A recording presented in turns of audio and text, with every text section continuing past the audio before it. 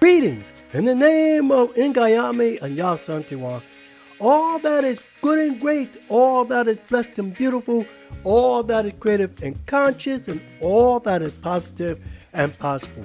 May the warm sun rays greet you each and every morning, and may your day always be full of joy. Hotep, I am Adisa Olabayo Bankole, your host to Mind Vibe Thoughts from a Curious Mind, a bi-monthly podcast series exploring and examining social phenomena then and now. Now, in this episode, I want to deal with and tackle a topic that because of what I had saw, and I call this white progressive illusions versus black strategic reality. Why white progressives continue a paternalistic ideology. Now, before we go there, though, hit that like button, share, subscribe, leave a comment. Now, white progressive illusions versus black strategic reality. Why white progressives continue a paternalistic ideology. Quote unquote, the world does not need white people to civilize others. The real white people's burden is to civilize ourselves. Robert Jensen, The Heart of Whiteness Confronting Race, Racism, and White Privilege. Now, I thought I had done this, but I didn't. But, I wanted to deal with this because I saw the host of this podcast show called Ring of Fire, and he was asked by a caller if President Biden should keep Vice President Harris on the 2024 ticket. His response was no. His reasoning was that to him, she was not up to the job, and that many quote-unquote staffers that tend to the vice president are claiming, and note, I said claiming, that she doesn't know what she's doing. The host of Ring of Fire lamented that he felt that Katie Porter or Elizabeth Warren would be, at least for him, the better choice. Now, his reasoning for this was that what Vice President Kamala Harris, did when she was Attorney General of California. Supposedly she made a grave error, according to the host, because she did not prosecute some people. Now, I'm not privy to that information. However, all people in power, like everyone else, make mistakes, even those in the military, ones that have even cost people's lives. However, one certainly cannot eviscerate Vice President Harris for her quote-unquote past mistake and equate them to her present job. But this has been the attack lauded against Vice President Harris even before she stepped into the office, and mostly by both conservative white men and women and so-called white progressive who, for some reason, have this kind of ideology about the unicorn. I have no idea what that is. But you can't eviscerate somebody for their past. Yes, you can reconstruct it, you can critique it, and you can deal with certain issues. But like Baba Maulana Karenga once said, you could critique my past, but you can't indict it. Because we all make those mistakes. And we also don't know, even though this host deals with this guy who is a lawyer, they don't know the full ins and outs of it. And even if she did make that mistake, that was her mistake. She has to own that. That's not for you to bring her mistakes. Now, that's different when you start talking about the founding fathers, because they just did not want to see African people as being humans. So there's a difference. So don't even try that comparison. You know? Yet, here are the questions to be asked. 1. What are the actual duties of a vice president? And mostly they are to step in if the president is no longer capable of doing their duty, such as Vice President Johnson did when Kennedy was assassinated. And secondly, to function as a Senate tiebreaker and to deal with functionary duties as head of the Senate. Nothing more or nothing less. There have been only a few times in our history where the vice president had more duties. And that started with Clinton and Gore simply because they were of the same age and saw each other as equals. Now, of course, Bush's vice president, Darth Vader, everybody would say, yeah, he was running the presidency himself. But it would be in the Obama presidency that then Vice President Biden took on a more active role. Secondly, no one, and I mean no one, has ever been prepared for this high position. No one. To believe that is either naive or stupid or sinister. Many times I've done some roles and I would ask my good friend Jazz about it. When my queen gets a job or a new job, she has to be guided. There is no handbook for being president or vice president. So stop with the idea that somehow or another, Madam Vice President Kamala Harris is supposed to be this superhuman black woman and she was supposed to take on this. No. Thirdly, even progressives like on Ring of Fire, TYT, the Minority Report, and other so-called progressive podcasts and shows, even with Bill Maher on his Real Time show, got in on the act. And Roland Martin had to school him on Vice President Harris and what she has accomplished given the circumstances. Has Vice President Harris made some mistakes? And according to Roland Martin and his Unfiltered show, he stated this about her first year, being rocky. Has she made some mistakes? Yeah. Was her first year rocky? Yeah. But in my view, much of that was due to white males holding their cockadoo. Because now they got to deal with a vice president. They've never had to deal with a female vice president. Now they got to deal with not only a female vice president, but a sister. Sister Sojourner. All up in their white behinds or their Latin behinds. Smack you. Sit down. Cross your legs. Your penis is not a flagpole. To my fourth point, no one criticizes any white male president for what he has or has not done, nor have they engaged in what he should be doing and what his role is or not. This is like looking at the sky, wondering why it's not green when all it's supposed to be is blue. Now, let me deal with my title, White Progressive Illusions versus Black Strategic Reality, why white progressives continue a paternalistic ideology. Simply because when you are not seeing the obvious, but instead continue to deal in elusive ideas, no matter the elephant in the room, then it tells me that they too have become anxious with blacks and how they are perceiving us as gaining too much.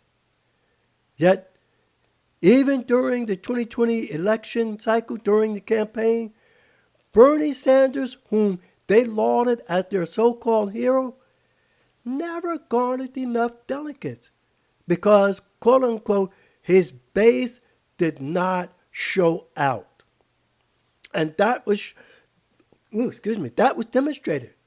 That was proven. Many of his base did not show out. Thousands of enthusiastic crowds at rallies means absolutely nothing if they don't translate into votes. That's all they are. Enthusiastic revelers. Period. You know?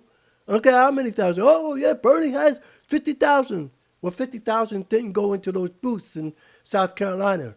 50,000 didn't go into those booths in Ohio. So, you can't, yeah, Vermont, that's his home state. You know? Two, again, many like the host of Ring of Fire tend to think in economic terms. And most of those leftists, like the Minority Report and Bill Maher and Ring of Fire and the Young Turks and some of the other progressive left-leaning radio talk show hosts and podcasts, that's what they think of. They think in a socialistic ideology. They think about what France is and Switzerland is and what their particular social structure. But we, as Black Americans, no matter how much money we have, doesn't stop blue coats from hanging us with their bullets. Period. Period. I mean, the black governor from Maryland, if they don't know who he is, they got no qualm shooting him. And he's the governor. As Black Americans, ours is not the luxury of wishing, as Earth, Wind, and Fire would say, when you wish upon a dream, life ain't always what it seems. Yet, this is what I believe many of these white progressives do. Deal with the ever-elusive unicorn, yet are delusional when it comes to reality. During the 2020 election season, Lawrence O'Donnell of The Last Word with Lawrence O'Donnell reminded many, but particularly those quote-unquote progressive Democrats or quote-unquote those social Democrats that the Young Turks like to deal with, social, okay, that it will not matter who was the president. They would have to adhere to the Congress, and even when we did in early 2022 have a House controlled by Democrats, but the Senate had a slight majority Democrats, two traitors in the midst. That traitor from West Virginia and that witch from Arizona. Even if Bernie Sanders, Elizabeth Warren, or Katie Porter, or any other progressive were president, not one agenda on their wish list will get done. Because Congress creates and makes the laws. The Senate confirms, Supreme Court justices and federal benches. That's it. But if you don't have those two houses together, bills ain't going nowhere. Just like the cartoons say, I'm just a bill on Capitol Hill. That's it. No matter how many progressive presidents you have. It doesn't matter who is vice president. Doesn't matter who is president. Not one thing can be accomplished if either the Senate or House does not approve. But again, continuing white progressive illusions with that which I believe that, that more left-leaning Democratic presidents would be able to radically change the landscape of America to be on par with many industrialized nations or somehow be more utopian-like is but a dream. A good one, I agree. But their version of being a paternalistic utopia with little incentive of understanding the real America, especially those of us who are black, is just a fantasy. Let me say that again. It is just a fantasy. As much as I love that little beautiful sister from the Bronx, Alexandria Ocasio-Cortez, Hey, she's a powerful congresswoman. But does she make mistakes? Yes. Has she made some errors? Yes. Has she made some faux pas?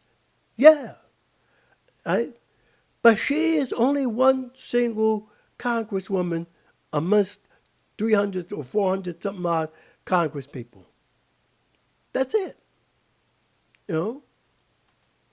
And even with her, I have issues because, again, she deals with the Bernie Sanders idea of socialistic economics. And again, socialistic economics does us as African people no good. It's like Dennis Brown, money in my pocket, no matter. Ours is trying to survive, not to live in a liberal paternalistic reality. So for all the Ring of Fire, the Young Turks and hosts and shows, maybe they should try and be a little less condescending about Vice President Harris. Critique her, yes, but just be sure why and what you are criticizing her for. Claiming not to see the elephant in the room is just to engage your fantasies. Is not a practical solution for an America you wish could be. Again, I have no problems critiquing Vice President Kamala Harris. I have no problem critiquing, President Joe Biden. And I did that when he messed up with the Washington, D.C. residents. Treating them like children. Yeah. Right? Hell, I critique my queen. And she critiqued me. There is no problem with critiquing.